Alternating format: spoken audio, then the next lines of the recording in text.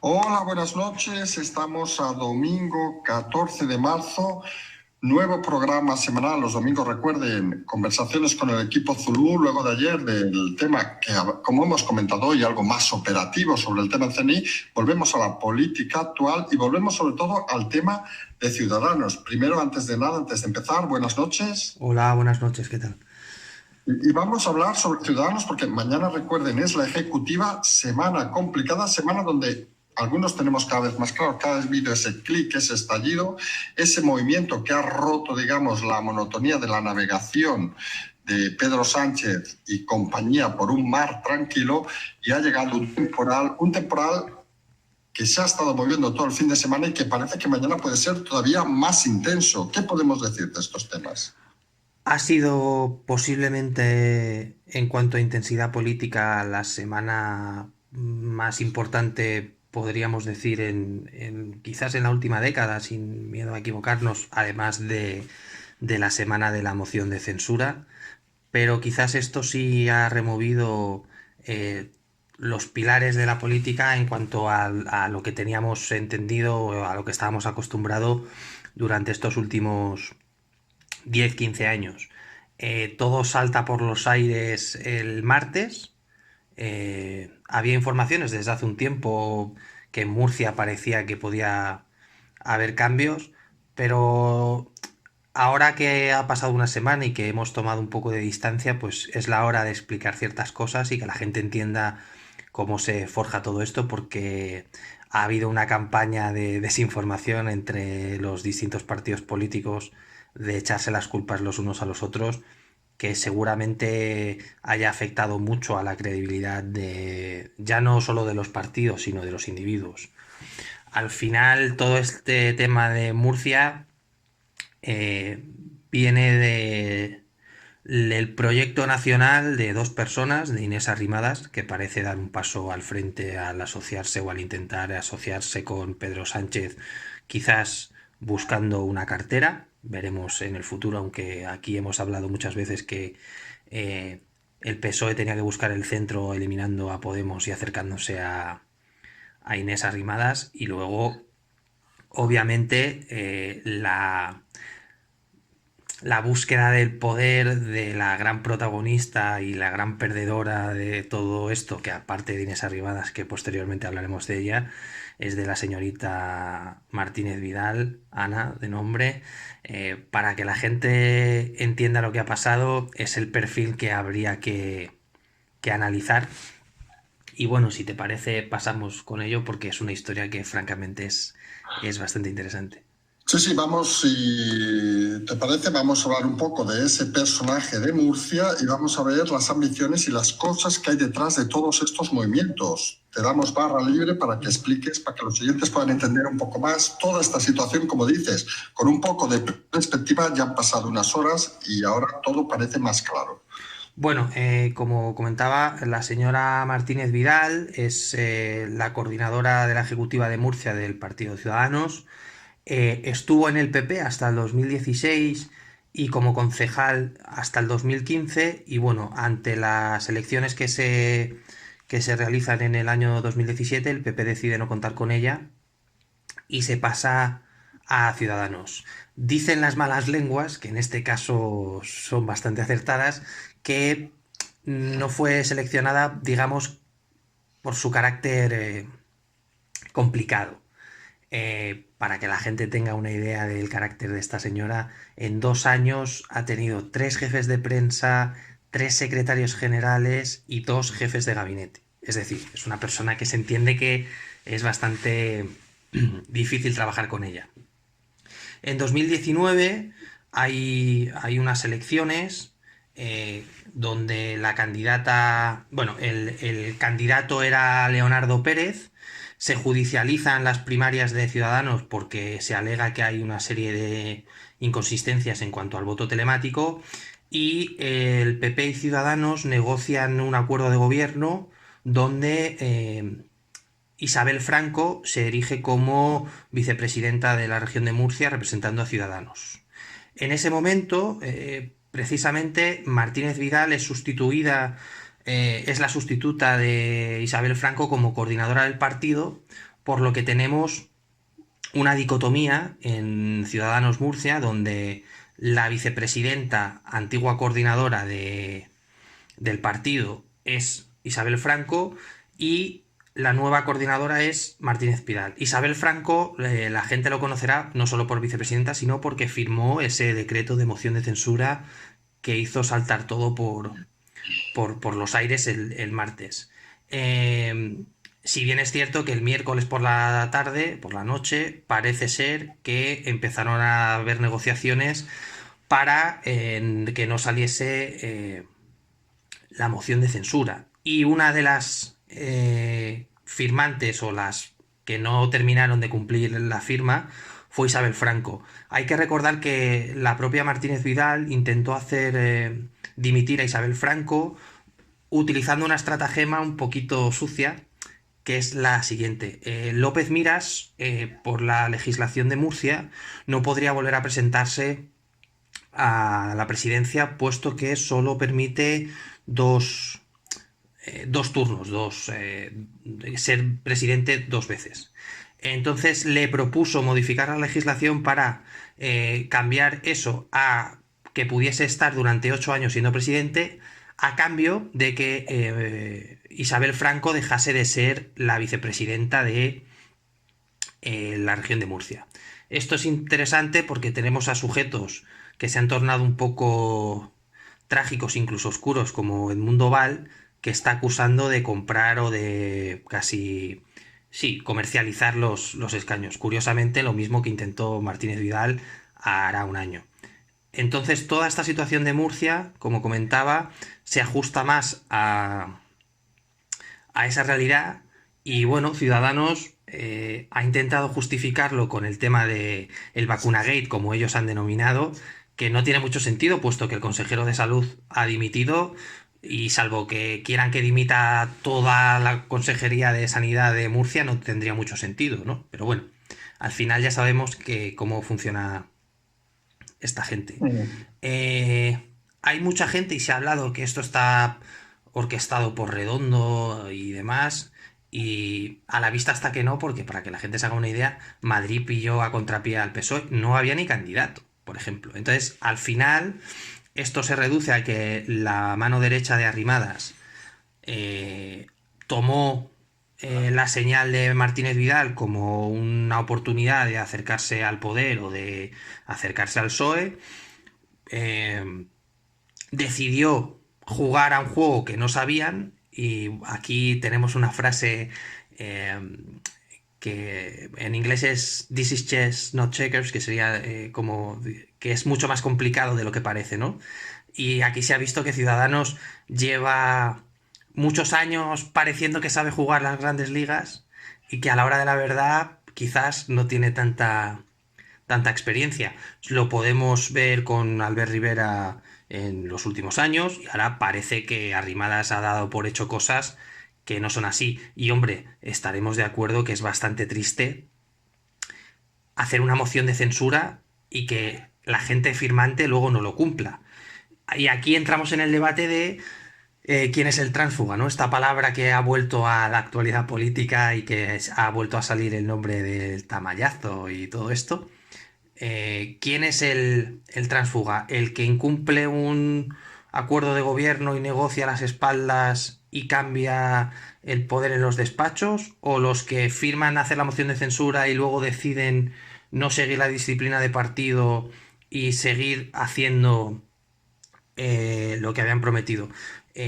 Para que la gente se dé cuenta de la hipocresía de Ciudadanos en este tema, recordarás que el jueves, creo, salía la señora Martínez Vidal diciendo que habían comprado las voluntades con un sueldo de con 76.000 euros y un coche oficial. Y ella pidió ser vicepresidenta. ¿Por qué no habla que ella se queda sin su sueldo de 76.000 euros y el coche? Al final, el PSOE, si quería llegar a un acuerdo de moción de censura, le estaba ofreciendo precisamente ese sueldo, bueno, incluso superior, porque sería la presidenta. Entonces, bueno, consideramos que hemos sido testigos de una butad terrible y trágica, donde ha habido daños colaterales que nadie se podía esperar y a los grandes perdedores son Ciudadanos a nivel nacional porque ha dinamitado el tablero de una manera absolutamente clara, Inés Arrimadas, el PSOE por el rebote, por los daños colaterales y la gran ganadora de todo esto, Ayuso, sorprendentemente. Y Sí, sí, Casado está esperando a ver qué pasa en las elecciones para ver si gana o pierde. Pero la gran ganadora es Isabel Díaz Ayuso, sin ninguna duda. sí, correcto. Y un poco lo que sorprende es la incapacidad o el desconocimiento, que podríamos llegar incluso a pensar, de Ciudadanos. Parece que querían montar una operación ganadora y al final parece que de ganadora poco, porque se puede llevar por delante incluso hasta la posible desaparición del partido a nivel nacional. Sí, si bien es cierto que mañana hay un Congreso Nacional que ha sido solicitado por los altos cargos, quizás con más poder a nivel nacional, estoy pensando en Tori Cantó y Villacís, que han sido críticos abiertamente, ojo, no ni siquiera han hablado por detrás,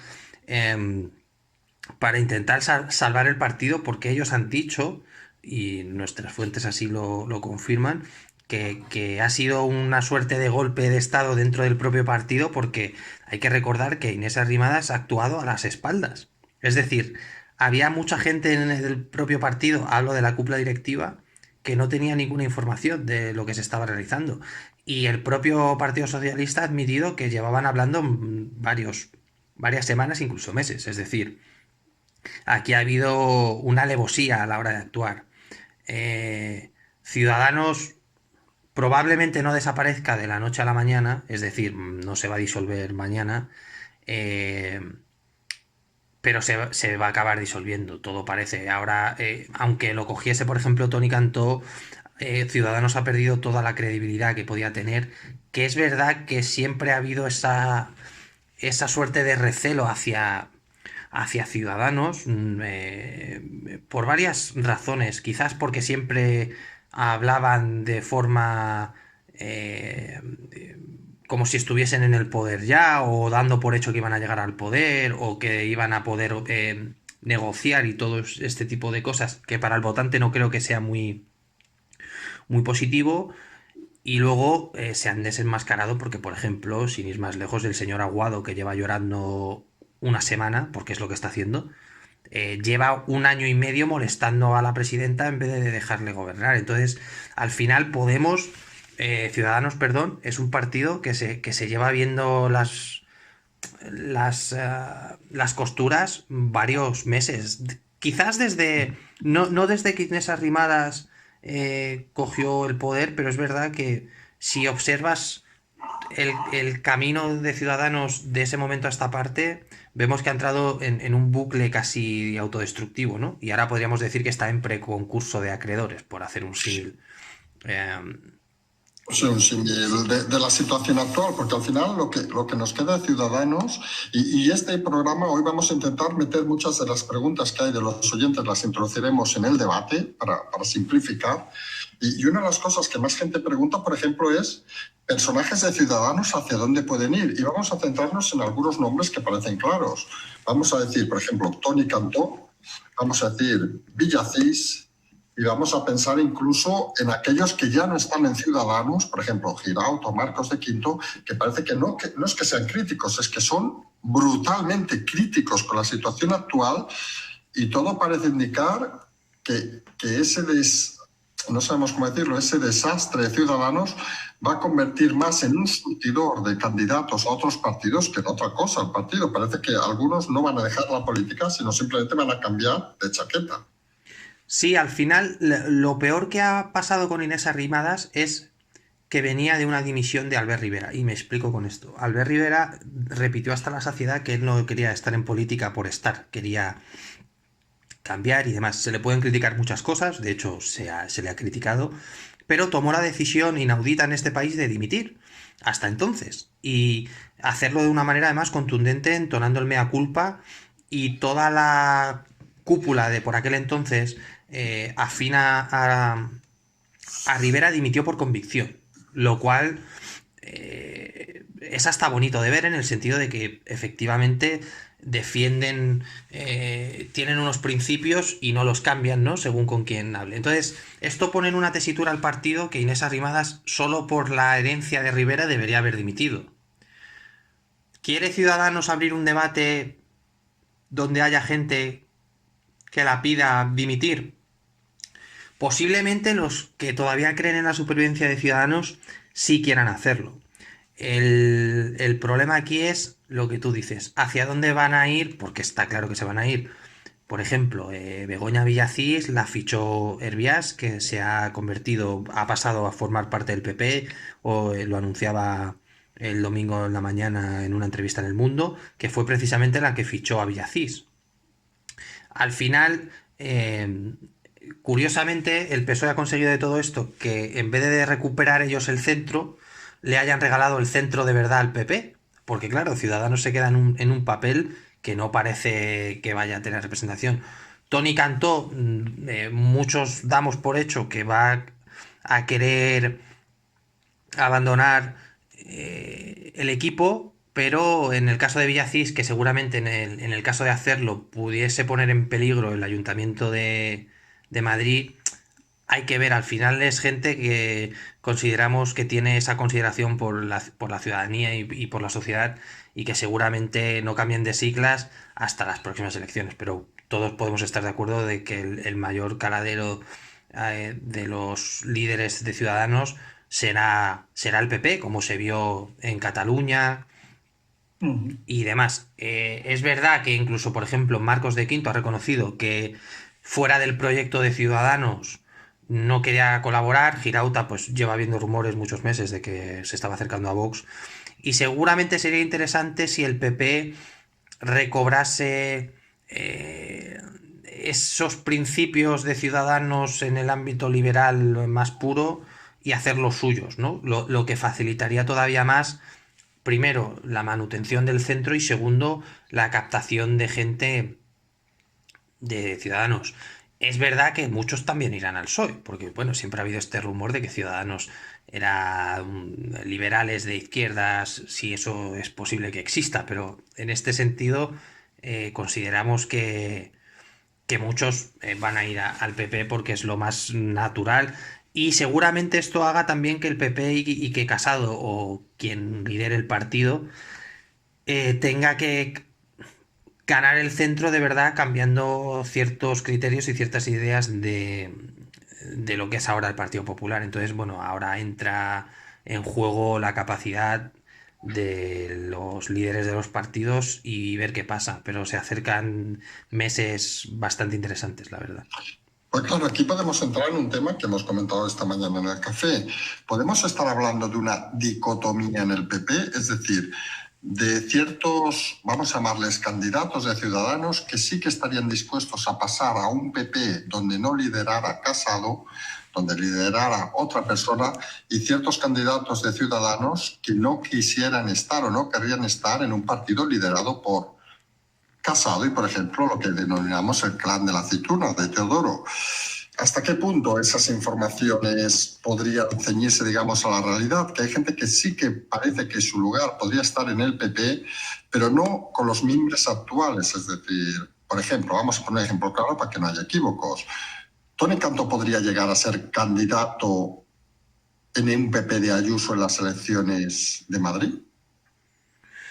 Claro, aquí el escenario que planteas es muy interesante y es muy amplio porque habría que analizarse primero a nivel autonómico, en este caso de Madrid, y ahora lo pasamos a analizar, y también a nivel nacional.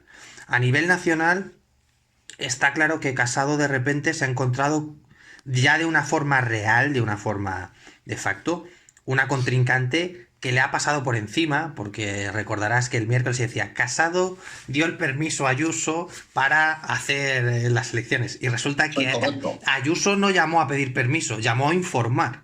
Lo pueden pintar como quieran. Perdón, que es un matiz importante, y eso lo hemos comentado en muchas ocasiones. Las decisiones se han tomado aparte, digamos, de lo que pueda pensar o decidir Casado, es decir, se han tomado de forma unilateral. Sí, desde luego, aquí Pablo Montesinos, que es el secretario de prensa del PP, ha intentado hacer malabares para meter la idea con calzador de que habían convenido esto y Ayuso llamó, pues como esta frase de hazlo y no pidas permiso, pide perdón, ¿no? Pues un poco eso, llamó a informar, que no es lo mismo de Pablo, ¿qué te parece que hagamos?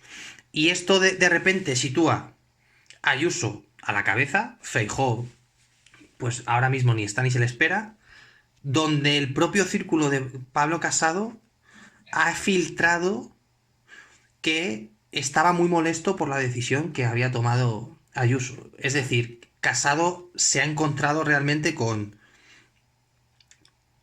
una contrincante en su partido, donde ahora ni siquiera puede tomar la decisión de que no se presente a la comunidad autónoma. O sea, estamos hablando de este escenario. Esto que nos plantea, que haya gente de Ciudadanos que sepa que si quiere entrar en el PP tiene que forzar o debería intentar que el PP, como decía antes, adoptase y adaptase ciertas ideas liberales de Ciudadanos. Por otro lado, nos encontramos que políticos como Toni Cantó seguramente se asemejen más a la forma de hacer política y a las ideas políticas de Ayuso, porque honestamente a mí Ayuso nos recuerda un poco a... La gente recordará a Gallardón, que siempre se decía que estaba fuera, que era del PP, pero que se salía un poco de la línea general del PP. Ayuso está en la misma posición. Y el problema es que Ayuso ahora se ve empoderada y se ve en una situación que dice, he dado un golpe en la mesa y puedo captar. Y Toni Cantó muy probablemente le interesará dar ese salto a la Comunidad de Madrid porque es una forma de entrar al PP asumible, fácil de explicar y que te pone en una plaza bastante importante. Y luego, obviamente, volveremos en un futuro a episodios como en el último Congreso Nacional Extraordinario del Partido Popular, donde habrá el equipo Casado y el equipo, en este caso, Ayuso, parece ser, porque claro, aquí el tema es, como Ayuso arrase las elecciones, a ver qué cara se le queda a Pablo Casado.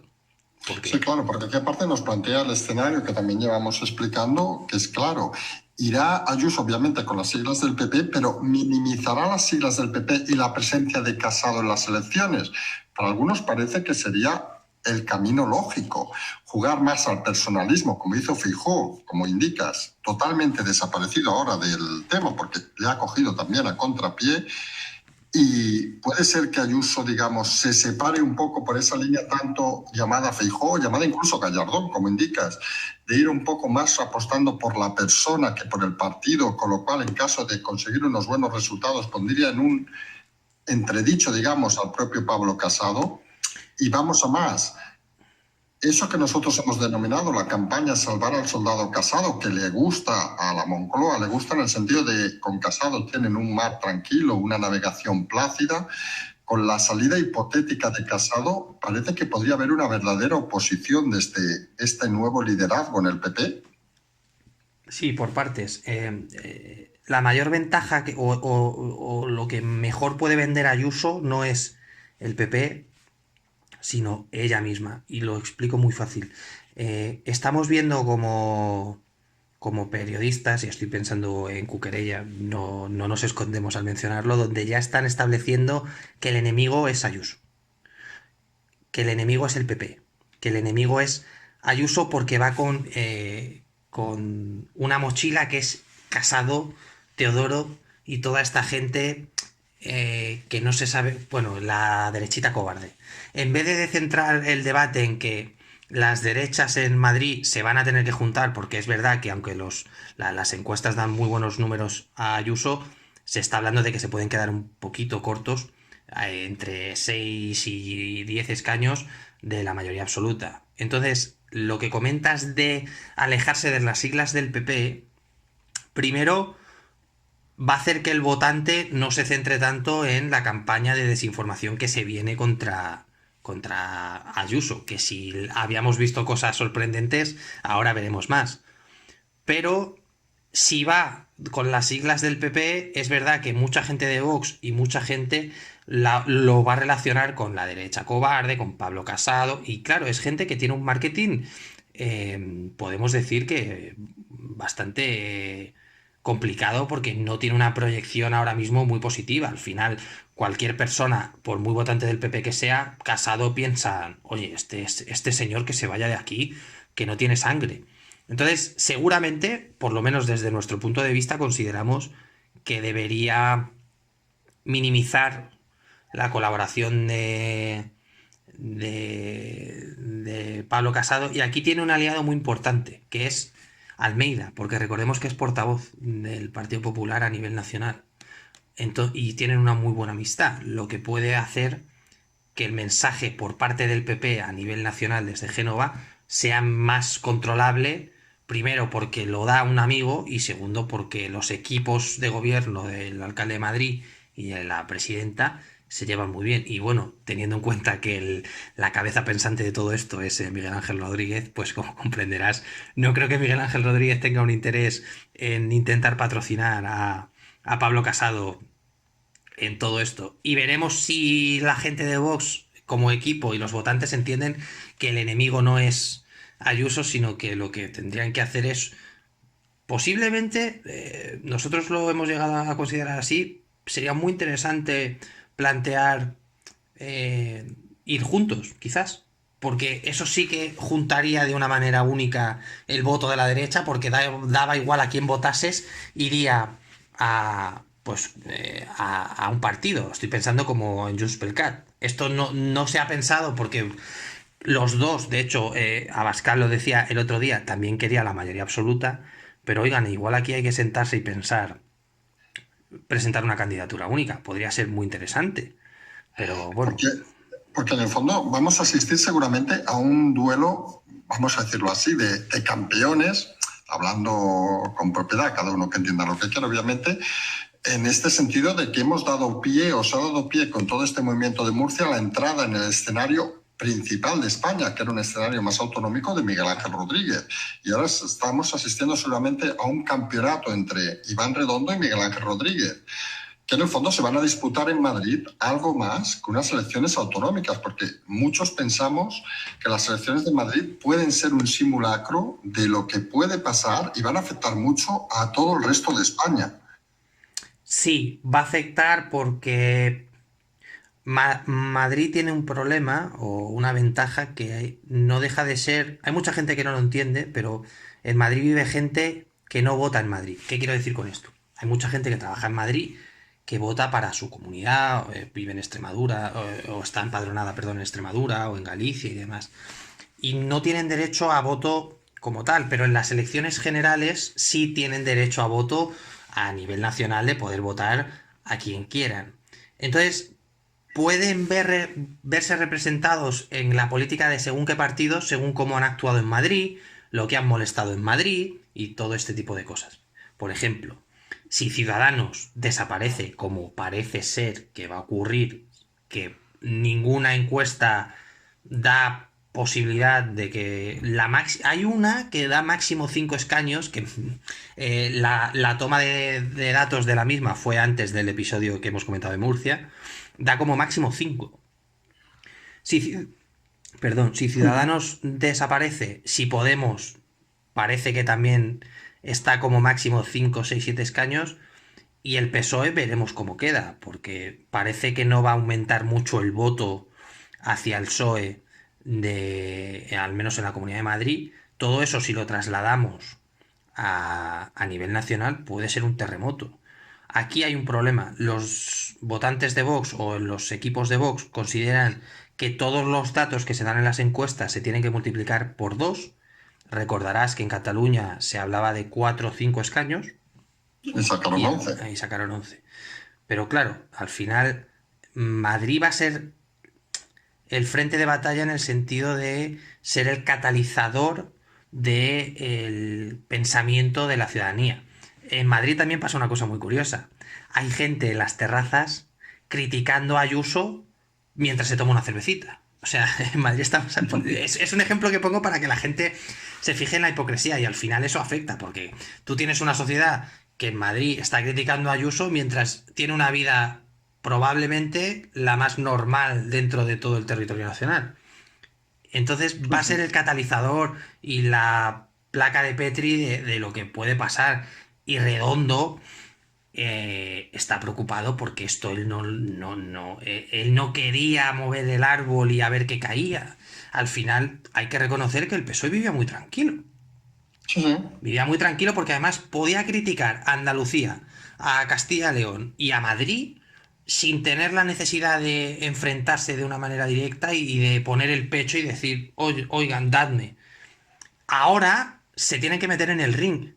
Y ojo, primero, el candidato del PSOE, vamos a ser honestos, tiene un perfil entre bajo y muy, muy bajo. No da para más.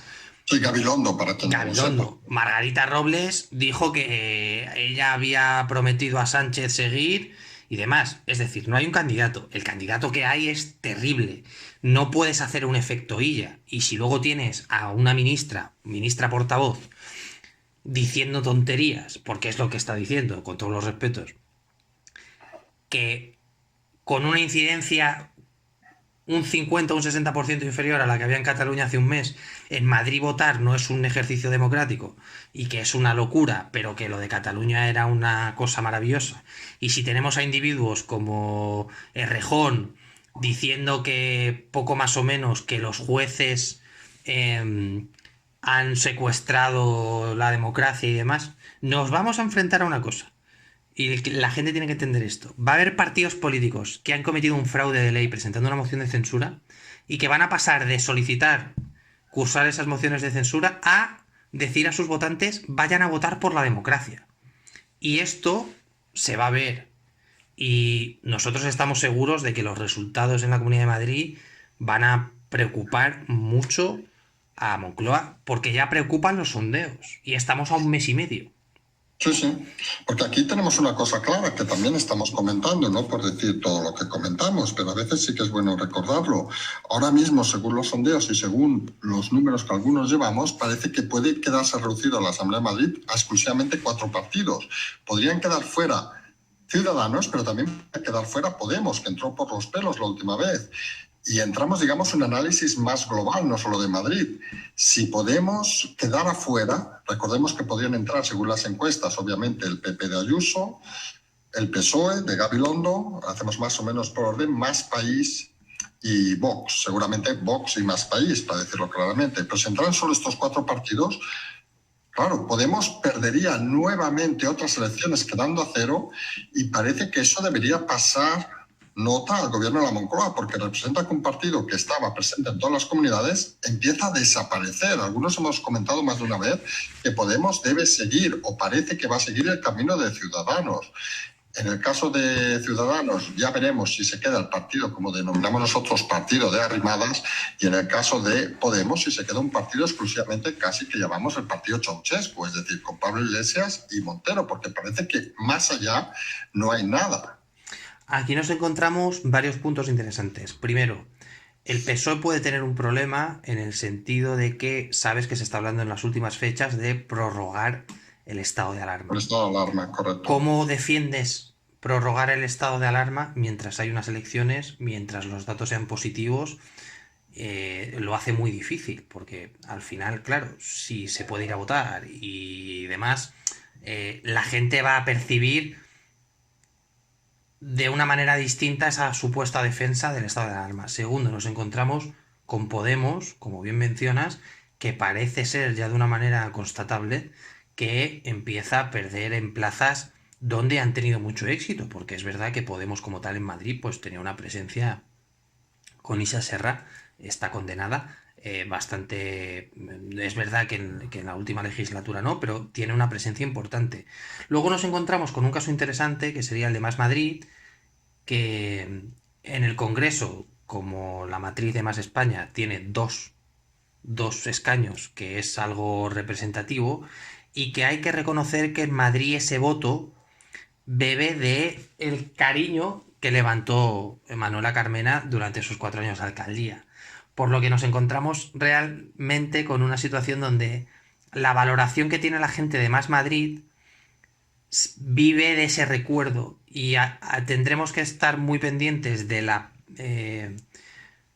cómo plantean las candidaturas, que hay que reconocer que la señora que quieren presentar, que es esta famosa doctora anestesista que apunta así como disparando, pero aparentemente tenía reuma, a ver cómo venden, porque claro, la gente en Madrid relaciona todavía más Madrid con Carmena, pero Carmena ya no está ni se la espera. Y la veremos reaparecer, que no le quepa duda a nadie. Vox, en el caso de subir en Madrid, que parece evidente, también plantearía preocupaciones a nivel nacional porque obviamente se entiende que el voto de Ciudadanos se irá al PP y a Vox. Habrá gente de Vox que irá al PP o incluso a Ciudadanos, porque estamos viendo que hay nuestras bases de votos bastante curiosos. Y Podemos, aquí volvemos a mencionar lo de siempre. Podemos depende en gran medida, exactamente en un 60% de los votos que consigue Unidas Podemos, es por los votantes de Izquierda Unida. Lo volvemos a repetir. Podemos, sin la participación y la connivencia con Izquierda Unida, tenemos dudas, y así lo demuestran muchos estudios también, que pudieran conseguir incluso representación en el Congreso. Entonces, se abre la veda. Además, de una manera. Tú hablabas del combate, de un combate de boxeo. Nosotros lo relacionamos más con que se abre la temporada de caza y ahora aquí todo el mundo tiene que mirar la espalda porque no sabe lo que va a pasar. Y aquí hay mucha gente que se está jugando los cuartos literalmente. Porque a ver qué hace Inés Arrimadas, ojo, o Pablo Aguado o Isa Serra fuera de la política. Sí, Porque sí, porque aquí lo que estamos viendo es que al final, y lo hemos dicho más de una ocasión, y puede a lo mejor sorprender a alguno, aquí hay mucho político que realmente, y no por ser teóricos, no está para servir a los ciudadanos, sino está para servir a su bolsillo. Y el ejemplo más claro, y no por citarlo, podría ser incluso el de Inés Arrimadas. Es decir, ¿qué haría Inés Arrimadas si, por ejemplo, mañana pues tuviera que dimitir, tuviera que ser cesada? ¿Alguno se cree realmente que tendría ofertas de empleo al momento? ¿Alguno se cree que alguien, viendo su experiencia, su gestión, la consideraría para sus negocios, por llamarlo de alguna manera? Y claro, no estamos solo hablando de Inés Arrimadas, estamos hablando, por ejemplo, de Isa Serra, en este caso, una persona condenada, no lo olvidemos. O estamos hablando de otra serie de personas que parece que fuera de la política no tendrían una vida suficientemente con ingresos como los actuales. Y eso nos lleva un poco a un tema que hemos dicho más de una ocasión. La gente que está en política para vivir mejor que nunca es necesaria en política, y sabemos que es una reflexión complicada, porque alguno puede decir es que cuando estás en política te centras mucho y abandonas tus actividades. Pues no lo tenemos tan claro algunos. bueno, aquí por partes. Sobre el tema de Inés Arrimadas, en nuestro mundo hay una frase que es: nunca te fíes de alguien que se presenta como consultor. Si la gente va a las perfil de Inés Arrimadas, se presenta como consultor. Seguramente, por lo menos las informaciones que manejamos, es que va a desembarcar en la disciplina socialista casi sin ningún género de dudas. La cuestión es cuánto tiempo tardará en dar el paso, porque claro, aquí al final hay que reconocer los errores primero y hay que ir de cara, que es una cosa que en política se echa de menos. Sobre lo segundo que comentas, creo que si todos hacemos un ejercicio de crítica sobre la clase política, estaremos de acuerdo que en la política no están los mejores. Y en la política no están los mejores porque hay gente, esto que voy a decir nos consta porque lo hemos hablado además personalmente eh, alguna vez. Es polémico, pero creo que ayuda a ilustrar mucho el porqué de la situación ahora. Hay esta idea de que el político representa a la sociedad, que no deja de ser verdad, pero la realidad es que, claro, el sueldo de un político para una persona que está en clase política, que es bastante mediocre, en general, en la actualidad, tener un sueldo de 3.000, 4.000 euros es, es una pasta gansa, que se me entienda la expresión. Pero para gente que, por ejemplo, trabaje en un bufete y gane con 24 25 años echando 17 horas al día, eso es verdad. Lo mismo, claro, ¿dónde se van las élites? A lo privado. Y eso nos ha llevado a que hay una clase política que, como tú mencionas, quiere vivir del cuento. Y se ha visto que, por ejemplo, que hay políticos como Nadia Calviño, que aún está en el gobierno, pero en Europa era una persona absolutamente respetable, y que en su caso ha perdido calidad de vida por entrar en el gobierno, pero estoy pensando desde el propio Pablo Iglesias, Irene Montero, ¿quién más? Alberto Rodríguez, Rufián, eh, hay un montón de nombres ahí fuera que si no viviesen de la política, primero, no cobrarían eso en su vida, sin ningún género de dudas, porque ni siquiera saben de lo que hablan. A mí oír hablar a Garzón o a Íñigo Errejón de los horarios de las jornadas estas de reducidas, cuando no saben lo que es porque no han trabajado, nos pone de manifiesto la calidad de la clase política que hay. ¿Por qué digo esto? Primero, nos deberíamos preguntar quién se quiere meter en política, si es verdaderamente por vocación o es porque aparentemente hay un sueldo grande, pero es verdad que si lo trasladamos, tú que conoces la empresa privada, estarás de acuerdo que en la empresa privada a un cargo intermedio o según qué sectores ganan lo mismo que los Bueno, a ver, políticos o vamos a más. ser sinceros. Un directivo mediano bueno, por ejemplo, en el caso editorial, pues gana lo mismo que, bueno, gana lo mismo, no, gana más que un político y sinceramente se mete en menos problemas. Sí que hay que reconocer que los políticos le echan muchas horas y eso es algo que no podemos negar, también los que trabajan en la empresa privada, pero yo conozco casos de mucha gente que les han propuesto y han dicho, ¿para qué? ¿Para complicarme la vida y cobrar menos? Claro, Y esa es y la realidad de este país. al final eso, ayer hablábamos de los candidatos al centro que no entraban al centro porque no sabían, ¿no? Aquí un Ujú. poco sería al contrario, hay gente que no entra porque no le compensa ni tener la Correcto. publicidad, ni tener... incluso hay un problema a nivel de enfoque que es, no, es que el político deja de poder tener un trabajo si tiene un despacho de abogados y por eso... eh, yo conozco personalmente y miembros del equipo conocemos a congresistas que realmente están en el Congreso porque tienen la satisfacción personal de estar y que pierden dinero. Estoy pensando en De Quinto sin ir más lejos. Era un hombre Sí, que no tenía correcto. necesidad ninguna. Ujú. Y se ve quién está porque así lo quiere, incluso se ve a la hora de poner algún tuit o algún mensaje que están orgullosos de poder formar parte de las instituciones, pero hay mucha gente que da vergüenza. Por ejemplo, tú que has seguido la política catalana, Rufián es un tipo que se dedica a hacer performance en el Congreso, que dijo hace 5 años que iba a estar un año y medio y que está, bueno, pues porque hay que estar. Entonces, tenemos que pensar en la clase política. Y esto también es un mensaje para la gente que está afiliada, que probablemente haya gente que nos escuche que está afiliada. Tienen que ser ellos, porque son parte del problema o parte de la solución, los que exijan que los candidatos tengan un nivel, porque el que no está afiliado a un partido no puede elegir un candidato. Pero Ujú. volvemos a hablar de la falta de cultura. Ayer hablábamos de la falta de cultura de defensa, esta noche hablamos de la falta de cultura política que hay en este país, porque es Sí, así. sí.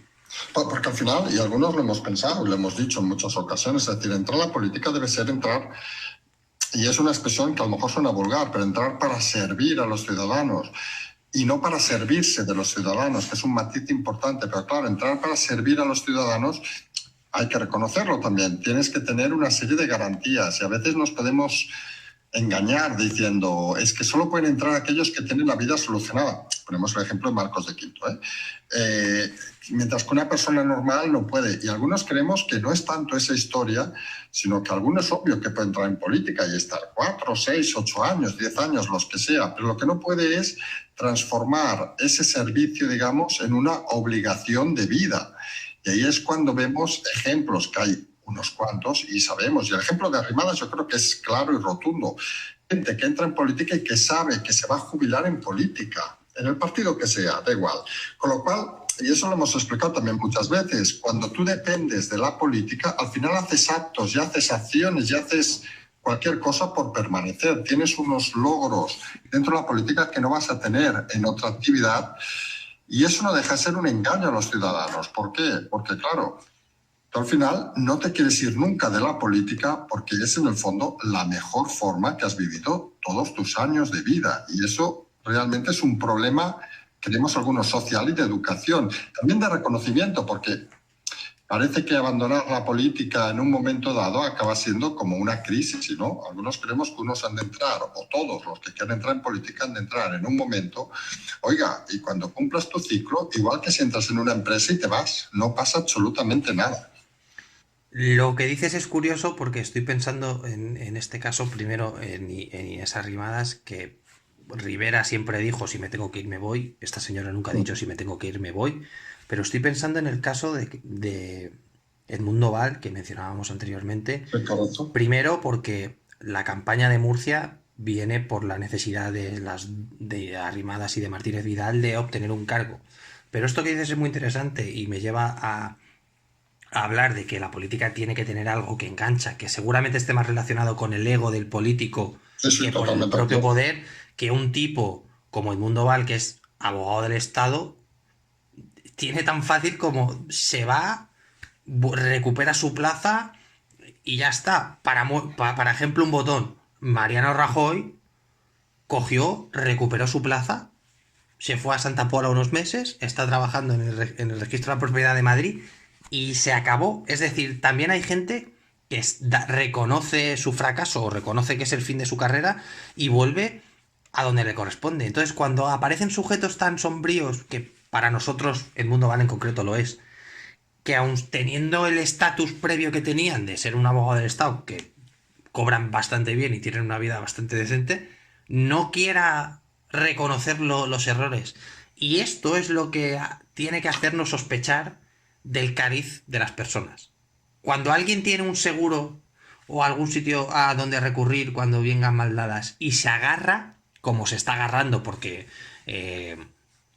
lo has visto y lo comentabas en... Sí, lo del mundo Val no tiene ninguna explicación, correcto. Está entrando en un círculo vicioso de atacar por atacar, casi.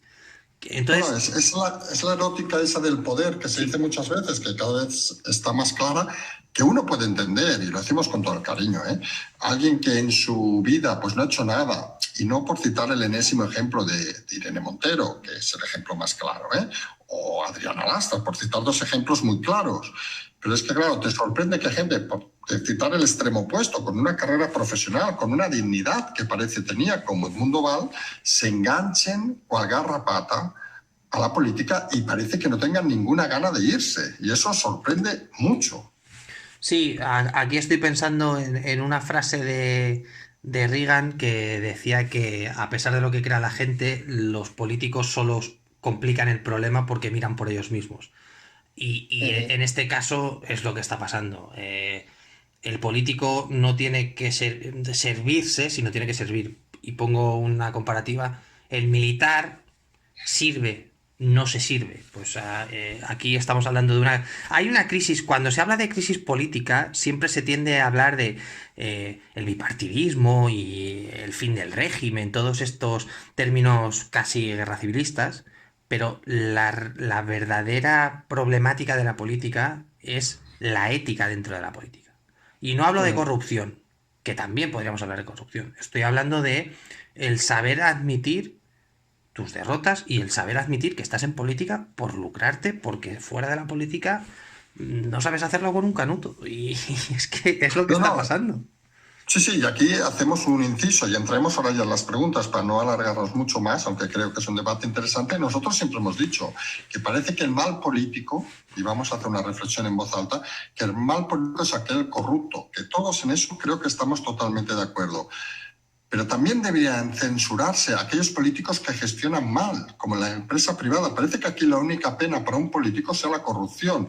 Y un político, y tenemos un ejemplo muy claro en Ada Colau, puede gestionar muy mal, hacer pérdidas brutales a lo que gestiona, en este caso un ayuntamiento, pero hablaríamos de comunidades, etcétera, y salen impolutos de ese cargo. En una empresa privada, recordemos que si tú gestionas mal y llevas a la ruina a la empresa, acabas siendo condenado. Entonces, ese salto democrático que creemos algunos es que la política no solo sancione a los corruptos, inexorablemente creemos que eso es elemental, sino también sancione a aquellos que gestionen mal.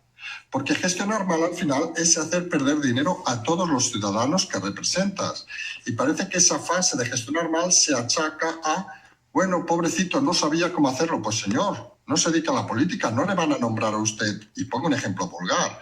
Si a uno le nombran conserje de un edificio y no sabe ni cómo funciona el ascensor, pues señor, no lo pongan de conserje, dedíquenle a otra cosa. Pues en la política igual.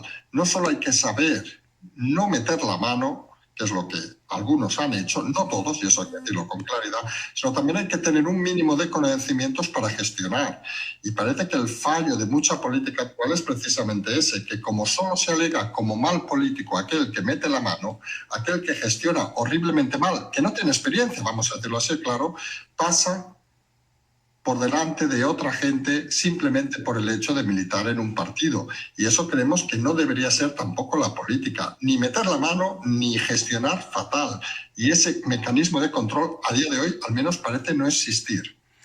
Sí, por hacer un apunte muy breve, como dices, no hay esa responsabilización o la accountability que se diría en inglés del político, y quizás uno de los problemas o de las razones por la que no es así es porque no hay una representación del pueblo directa, es decir, es muy difícil tener esa representación de que, pongo un ejemplo, de que un diputado de Ávila sepa lo que está pasando en Ávila, de que un diputado en Palencia sepa lo que está pasando en Palencia. Entonces, mientras el político no tenga que responder cara a cara al ciudadano, es muy difícil que toda la sociedad, hablo a nivel general, le pida responsabilidades no solo judiciales por lo que mencionas de meter la mano en la cartera o en donde sea, sino, oiga, usted es un gestor de la administración. Si usted no sabe gestionar, tiene un problema. El funcionario, el interventor general de la administración del Estado, si mete la pata haciendo intendencia de un ministerio, puede tener responsabilidad penal, porque puede cometer cohechos o puede cometer un montón de delitos. ¿Por qué el político no puede tener esa culpabilidad o esa manera de reprocharle sus acciones? Y en parte es porque el político sabe que no tiene que responder al ciudadano de manera real, porque aquí se entiende que el ciudadano solo puede hablar cada 4 años o cada periodo electoral, y el ciudadano debería tener acceso directo al político, y que el político se le cayese de cara la cara al suelo de vergüenza porque un fulano de cualquier pueblo de Extremadura o de Murcia o de Cataluña fuese a la carrera de San Jerónimo a su despacho, como pasa en Estados Unidos, por ejemplo, y le dijera, oiga, usted es un sinvergüenza porque nos está abandonando. ¿Qué pasaría, un ejemplo, con el diputado de Teruel existe si hubiese una representación donde la gente pudiese ir a su despacho? ¿Qué pasaría? Que lo lincharían seguramente. No, si la real final es, y este ejemplo de Estados Unidos va bastante fácil, es decir, sabemos todos, o debemos saber, que en Estados Unidos los congresistas pues tienen su oficina de congresista, etcétera, etcétera, pero representan un territorio, con lo cual, y lo hemos comentado más de una vez en este programa, seguramente yo mismo, que creo saber un poco de política, tampoco mucho, desconozco el número 2 de la mayoría de partidos, por ejemplo, de los diputados en Barcelona, provincia donde voto. Y eso es algo que parece ininteligible. Es decir, lo normal sería que yo tuviera mi congresista del barrio, o gitano del barrio, de la ciudad, o mis 3, 4 congresistas, y si tuviera un problema pudiera dirigirme a él y, oiga, si no me arregla el problema, porque para usted está para servirme, pues no le votaré la próxima vez. Y eso, la proximidad del político al ciudadano, es algo que en España no existe porque se difumina, digamos, en los partidos Ojo, que es un modelo diferente, pero quizá hay que aproximar más la política al ciudadano, porque si no, imagínense, de Barcelona, pero pasa lo mismo en Soria, pasa lo mismo en Jaén y pasa lo mismo en León. Es decir, que los ciudadanos no tienen a los políticos como sus principales representantes en el Congreso, como sus congresistas o senadores. Y eso es un problema estructural de la gestión política de este país. Sí, efectivamente, aquí la figura del constituyente o del constituyente como tal no es algo que tenga representación real, es decir, tú no representas objetivamente a nadie, a ti te votan pero nadie sabe quién eres. Poníamos un ejemplo muy breve hace unas fechas de que hubo un MP, un diputado de una región de Reino Unido que votó en contra del lockdown, del confinamiento, porque sus votantes, sus constituyentes, le habían escrito y le habían dicho, quiero salir a la calle. Y la disciplina de partido se la saltó y votó lo que sus votantes le habían dicho. Eso es lo que debería ser la política, no lo que tenemos aquí, que es, bueno, yo me presento por Ávila y luego no piso Ávila en mi vida, que es lo que pasa. Sí, sí, y incluso sabemos políticos que se presentan por regiones donde van de vacaciones, vamos a decirlo así, Por claro. ejemplo. Sobre todo ministros. En fin, es un tema por eso que tampoco vamos a cambiar en estas conversaciones, es un tema más profundo y creemos que hay temas un poco más diarios, porque eso sería un poco como eso que algunos criticamos a veces de dar discursos al cielo pensando que todo lo vamos a solucionar en este momento. No, son pasos que hay que ir haciendo poco a poco, pero son pasos que hay que ir comentando para que la gente sea consciente de dónde vamos y lo que se debería hacer para cumplimentar una democracia cada vez más plena. Si te parece, vamos a entrar un poco en las preguntas de los oyentes. Muchas las hemos respondido, con lo cual habrá algunas que serán de respuesta rápida. ¿Vale? Las hemos agrupado esta semana en 4 temas, que diríamos, perdón, en 5, ciudadanos, elecciones, Casado, Cataluña y Aragón. Sí, vamos Empezamos, con alguna rápida, por ejemplo, concreta. ¿Lideraría Ciudadanos Toni Cantó ahora que ha saltado el tema de Arrimadas? ¿O es más factible que se vaya? La pregunta es, ¿Toni Cantó podría ser el nuevo, vamos a llamarle, presidente de Ciudadanos? ¿O es más factible que se vaya, en este caso, por ejemplo, con Ayuso? Teniendo en cuenta que consideramos que es muy probable que nadie quiera seguir formando parte de Ciudadanos, lo que tendría más sentido es que abandonase el barco.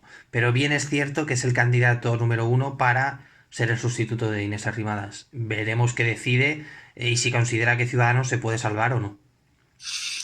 Segunda pregunta, un poco también sobre Ciudadanos.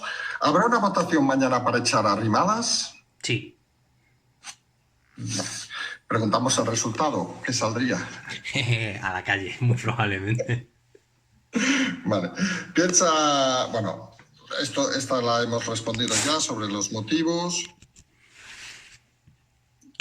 Otro sobre Ciudadanos. El tema de Castilla y León, que recordemos, no se presentó la moción de censura, por ejemplo, en Andalucía, que algunos invitaron a decir de que el PSOE quiso presentar la moción en Andalucía, pero se negaron desde el Partido Socialista Andaluz en esas batallas internas. Pero la cuestión es, la de Castilla y León, que tampoco parece va a funcionar, ¿fue una cortina de humo para intentar, digamos, hacer más grande ese temporal que empezaba en Murcia? El que presentó la moción de censura fue el PSOE, hay que recordarlo. Hay que recordarlo. Es decir, que tendía la mano a Ciudadanos, pero aquí se demuestra que Inés Arrimadas no controla el partido como ya pensaba, porque en Murcia como en Castilla y León no ha surgido efecto. Al final, lo de causar o atacar a Madrid de una forma expresa ya se había hecho por el simple hecho de atacar a Murcia. Entonces, lo que demuestra esto que no era una operación a nivel nacional, sino era una operación a nivel nacional para Inés Arrimadas y para Ana Martínez Vidal. La última pregunta sobre Ciudadanos sería, ¿está organizado algún movimiento interno contra Inés Arrimadas, liderado, por ejemplo, por Cantó, o son acciones unilaterales sin el respaldo de nadie? En este punto, todo el mundo en Ciudadanos, incluso los propios votantes, los propios miembros del partido, muchos están abandonando el barco, son los que están pidiendo la cabeza. Es decir, no hay una organización de que se han juntado muchos para pedir, simplemente que lo han hecho, pero es verdad que de forma individual están pidiendo la cabeza de Arrimadas porque ven que ha dinamitado y ha destrozado el partido. Ujú. Pasamos al segundo bloque, que sería sobre las elecciones en Madrid. Recordemos que el Tribunal Superior ha adelantado, rechazando las medidas cautelares, que habrá elecciones el 4 de mayo. La primera pregunta es, en estas circunstancias, ¿parece lo correcto lo que ha hecho Díaz Ayuso? Es decir, jugar al anticipo preveyendo la moción de censura. Entendiendo que la situación de la pandemia no es la mejor, hay que recordar que Pablo Aguado lleva metiendo el palo en la rueda del gobierno desde que se formó. Son numerosos los ejemplos donde se han respondido el uno al otro y al final había sospechas desde junio, julio del año pasado de que esto podía pasar y ha hecho muy bien, volviendo al tema, ha dado un golpe en la mesa a nivel nacional y obviamente hay un interés en cuanto a las encuestas porque se sabía que pueden sacar mayoría absoluta o muy cerca. Entonces, sí, tiene justificación desde cualquier punto de vista. Sobre esto mismo, ¿está preparando algún tipo de golpe de efecto, digamos, Iván Redondo, pensando en un principio que era un tema reducido a Murcia y cuando ahora se ha llegado a otros niveles, intentar sacar un tipo de cortina de humo para intentar esconder, digamos, ese error táctico? Bueno, aquí está claro que todos entendemos que desde ciertos medios de comunicación se van a empezar unas actuaciones y unas acciones en contra de Díaz Ayuso, como vienen siendo habituales en los últimos meses, pero viendo el candidato, lo único que puede hacer realmente, aparte de esas acciones publicitarias y en medios, es que no pierdan muchos escaños. Al final, aquí está atado de pies y manos por el propio candidato y por la propia situación, que el primero que sabe la que es Iván Redondo. Aquí sobre el tema, hoy recordemos que los tribunales, como hemos comentado hace unos minutos, han decidido no aceptar las medidas cautelares que pedían la paralización de las elecciones, pero nos preguntan, ¿qué escenario podría pasar si en un hipotético, algunos creemos que es 99% inviable, los tribunales decidieran ya no como cautelar, sino una vez pasadas las elecciones, que estas no debieran haber pasado? ¿Va a llegar a ese extremo algún partido, en este caso Más País o el PSOE, a seguir hasta el final intentando no sabemos bien el qué? Aquí hay un problema de base. Si atendemos a que esto finalmente son unas elecciones ilegales, lo que se está poniendo sobre la mesa de ahora en adelante es que por definición nunca podrías convocar unas elecciones porque siempre estarías realizando mociones de censura y te podrías perpetuar en el poder o serían continuas. Por lo que si se sigue hasta el final también vas a demostrar que realmente no crees en la representación política, sobre todo recordando que aquí el mayor sinsentido aquí es el siguiente. Las mociones de censura, por definición en España, son constructivas, es decir, se hacen para convocar elecciones. Es decir, ¿qué sentido tiene que Más Madrid plantee una moción de censura, suba al poder, luego plantearía elecciones o seguiría lo que corresponde del cargo? Al final aquí nos encontramos en una diatriba donde de seguir en adelante puedes mostrar tus cartas que no te benefician. Entonces, las cautelares consideramos que van a quedarse definitivas y que no se va a seguir porque es una estupidez, sinceramente. Vale, la siguiente pregunta nos lleva a algo que nosotros hemos argumentado esta mañana en el café, no por poner más presión, la pregunta no es nuestra. En caso de ganar junto al apoyo de Vox, obviamente, o sin el apoyo de Vox, es decir, que siguiera gobernando Ayuso, ¿sería el principio del fin del gobierno de Sánchez? Es decir, ¿sería mucha más presión a Sánchez una hipotética victoria holgada, vamos a decir, de Ayuso con Vox o sin Vox? Es decir, ¿sería un paso adelante contra el gobierno actual? Primero, si se consigue mucho voto hacia el PP, demostraría que ha ganado el centro, como comentábamos antes, que quizás lo peor que ha hecho el PSOE no ha sido hacer desaparecer Ciudadanos, sino de hacer una forma efectiva que el centro caiga en brazos del PP. Vox no es el enemigo, igual que no lo es el PP, y obviamente si la derecha sube en Madrid, no, incluso no por razones ideológicas, sino por puramente lógicas, sería el principio del fin, empezando porque Podemos, como socio de gobierno, todos sabríamos que saldría a la calle a decir Madrid es la zona bueno, fascista y demás. Entonces, claro, la gente puede entrar en un nivel ya de tener que soportar que un tipo les diga que son fascistas. Y no como en Andalucía, que al final, con todos los respetos, eran 3 4 5 escaños. Aquí estamos hablando, pon que hay un gobierno de derechas, Vox, PP, que suman 72. En el momento en que Podemos empiece desde el gobierno a decir que Madrid es la cuna fascista de España y demás, el PSOE lo arrastra. Al final, volvemos a insistir, aunque son partidos distintos, es el mismo gobierno.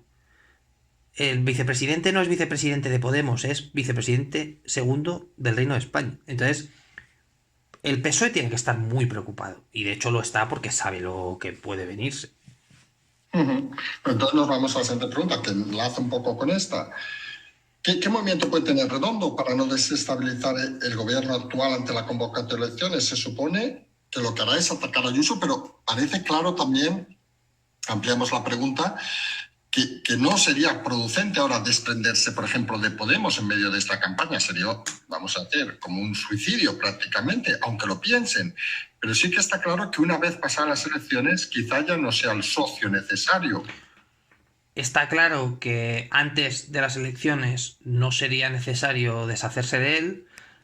Podría darse la situación de que posteriormente a las elecciones se le abandonase y se juntaran o se juntasen con Ciudadanos para intentar salvar la posición de Ciudadanos e intentar esa transferencia que mencionábamos antes, que debería ser natural entre el PP y Ciudadanos, que fuese entre Ciudadanos y el PSOE. Pero es verdad que la situación que tiene ahora mismo Redondo sobre la mesa es una situación que no puede controlar porque ni siquiera tiene las bases sobre la que se sitúa la acción. Y se plantea una realidad que desde la sala de guerra de Redondo lo que va a tratar es de minimizar los daños al PSOE.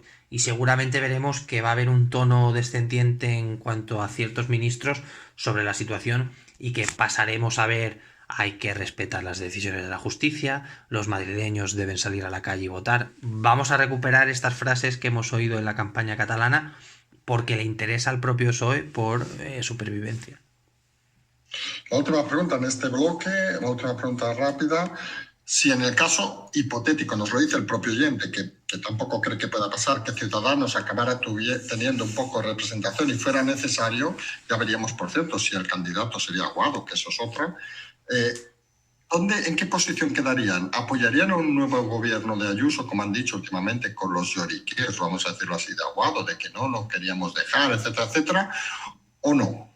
Bueno, teniendo en cuenta que el candidato sería Garrido, ex del PP, nos encontraríamos muy probablemente o bien con un gobierno A3, que sería complicado por la situación, o un gobierno en minoría de PP y Vox, con Ciudadanos demostrando otra vez que si no tiene un asiento no le interesa.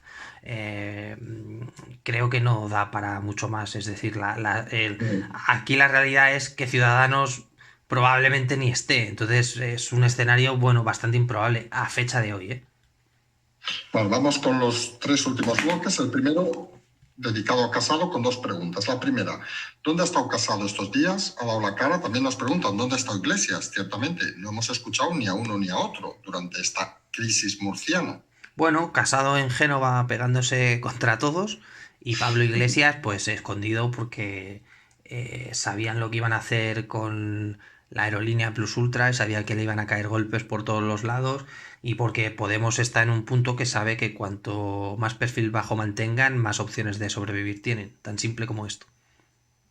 Vale, y nos preguntan también sobre Casado, que en caso de depender de Vox en las elecciones finales, ¿dará, digamos, la cara y dará su mano, digamos, a torcer? ¿O será el principio de su caída el hecho de tener de depender para una mayoría absoluta de Vox? La situación de Pablo Iglesias respecto a Vox es bastante complicada desde el día que les estableció a ellos como el enemigo cometiendo un error. Perdón, de Pablo Casado, ¿eh? Sí. De Pablo Casado hemos dicho Pablo Iglesias, sí, perdón. Desde teniendo ese aspecto en cuenta, quizás Casado necesite abrazar otra vez a Vox como aliado. El problema es que eso supondría reconocer un error. Entonces, estamos en un punto que realmente Casado tiene muy complicado justificar según qué cosas de aquí a un futuro. Es complicada la situación de Casado, sobre todo si Ayuso gana, como mencionábamos, y si necesita Vox, que veremos las charlas, porque Vox en este sentido va a querer un puesto, va a querer un asiento en la mesa y obviamente hay que dárselo porque a lo mejor el PP está pensando que Vox saca 11 escaños y saca 20 y te tienes que sentar con él y darle 4 consejerías. Ujú. Entonces, claro, al final, ahí Casado, si se mete, va a perder porque va a ser Ayuso la que diga, este sí, este sí, este sí, este sí. Y esto es tan fácil como lo que hemos mencionado.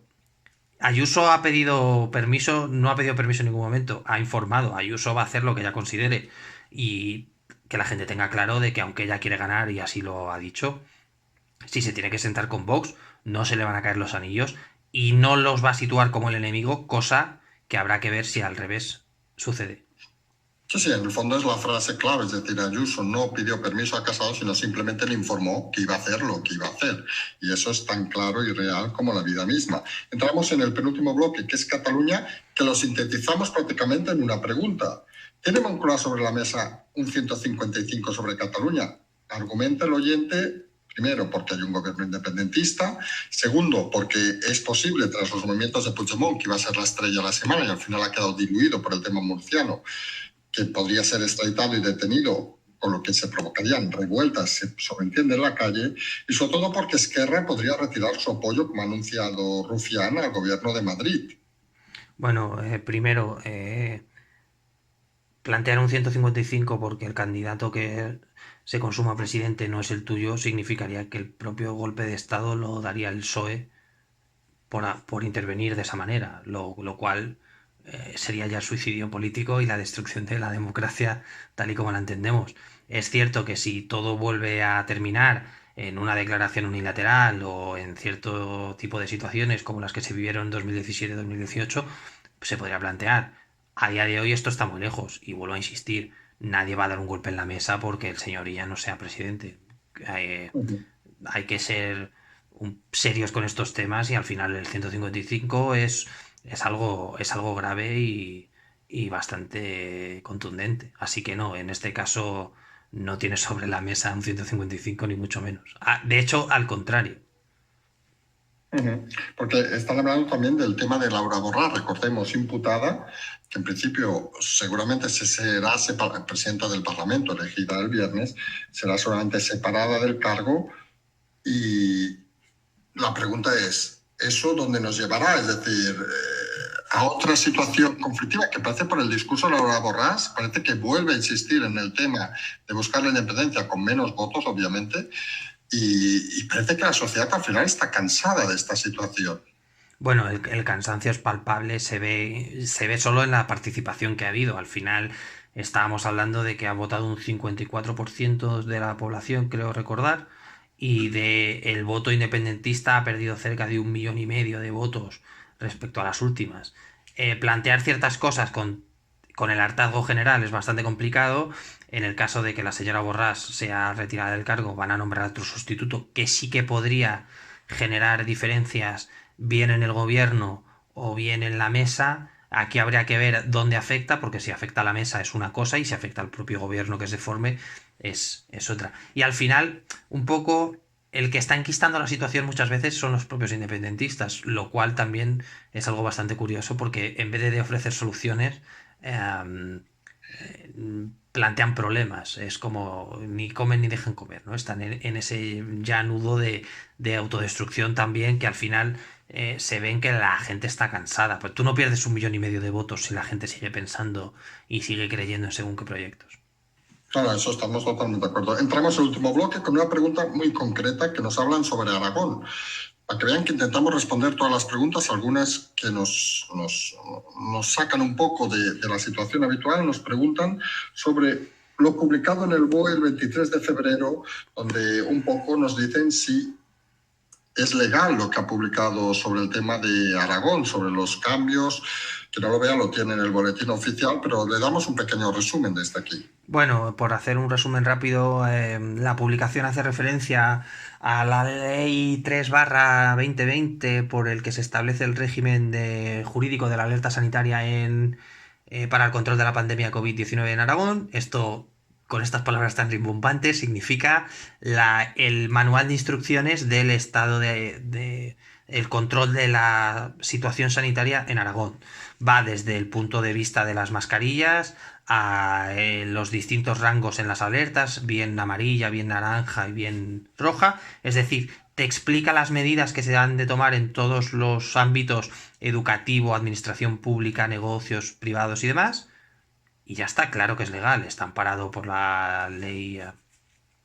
Si está publicado en el BOE, obviamente se entiende que está chequeado por los abogados de la administración, y en este caso no plantea nada excesivamente fuerte, simplemente plantea las reglas del juego, que nos pueden gustar más o menos, que tengas que llevar un tapabocas cuando vas a la calle, pero es lo que plantea, no es una ley que establece nada raro, ni nada ilegal, ni un estado policial, ni nada por el estilo.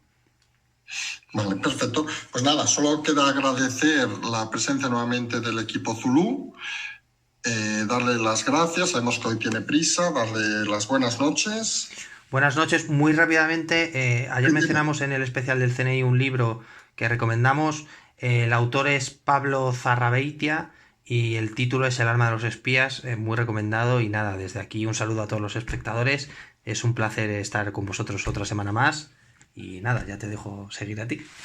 Vale, perfecto. Buenas noches, como siempre. Nosotros nada, recordarles mañana estar muy atentos al tema de Ciudadanos. Vamos a ver cómo se mueve todo y vamos a ver seguramente el inicio de una semana que va a ser todavía más complicada que la anterior y la que vamos a estar siempre encima. Desde aquí simple y llanamente acabamos, como siempre, con nuestro seguimos.